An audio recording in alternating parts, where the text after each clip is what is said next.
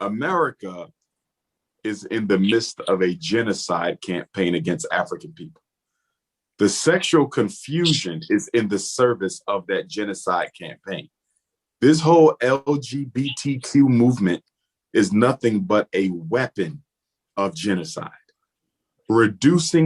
Everybody knows that a gay Black man has a 50% chance of contracting AIDS.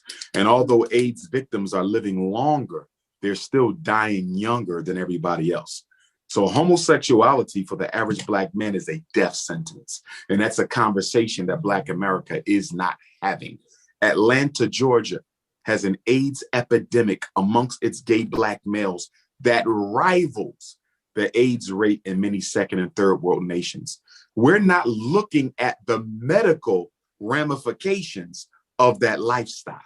We're not looking at it, particularly for Black males, you see, because you only need one Black male to impregnate dozens of Black women. That's how slavery operated. When America outlawed the importation of Africans in 1808, it went to a slave breeding farm system. They would breed us. They only needed one buck, and it was his job to impregnate all of the women. This is what America did.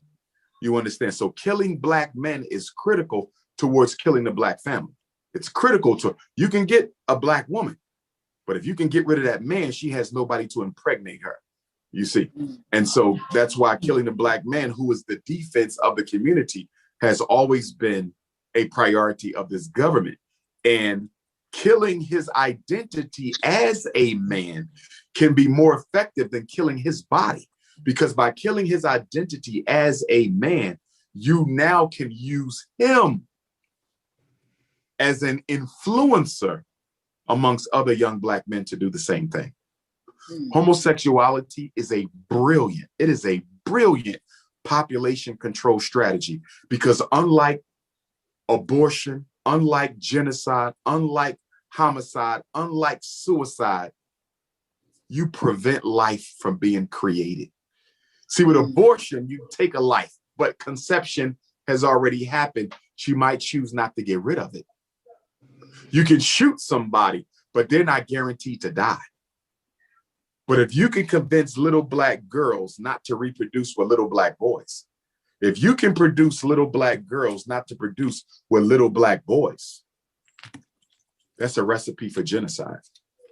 And once the death rate exceeds the birth rate, once the death rate exceeds the birth rate, you can mathematically predict the extinction of any people. That's what they're working on right now. Thank God for the brothers and sisters who still having babies, because had it not been for them, who knows where we would be. Although there's 50 million Africans in America, which is a lot more than 4 million at the end of slavery, our percentage of America has steadily declined. During slavery, we were 50% of South Carolina. We were 50% of Mississippi. We were a big portion of the population. Ever since then, they've been reducing our numbers with our participation.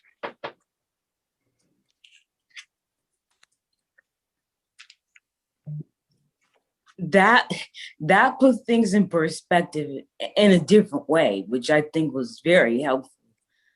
So thanks. The reason why the Black family is in such dysfunction is because Black consciousness is in such dysfunction.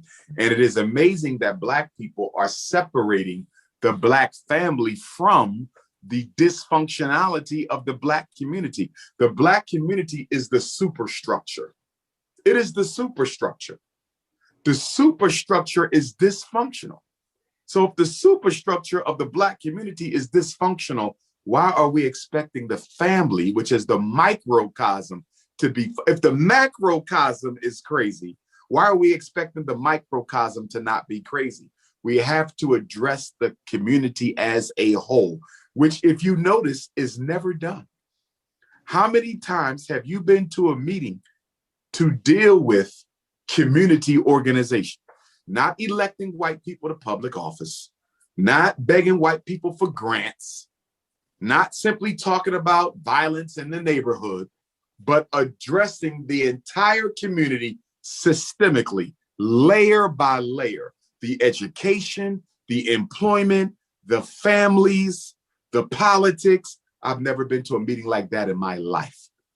And the reason why we don't have those meetings in the Black community is most Black people are not trying to build the Black community. They're trying to escape the Black community, which is why when people blame the rappers and the actors for being the role models, I say time out. Don't blame the rappers and the actors for being role models for Black boys. Blame Black professional men, most of whom have ran away from the ghetto for a life with a white wife, in many cases, in a white suburb. And even the Black men who come back to the community are only coming back because white people are coming back. And so they want to be part of the gentrification system. Black professional men and Black professional women have abandoned our boys and girls. We don't talk about that enough.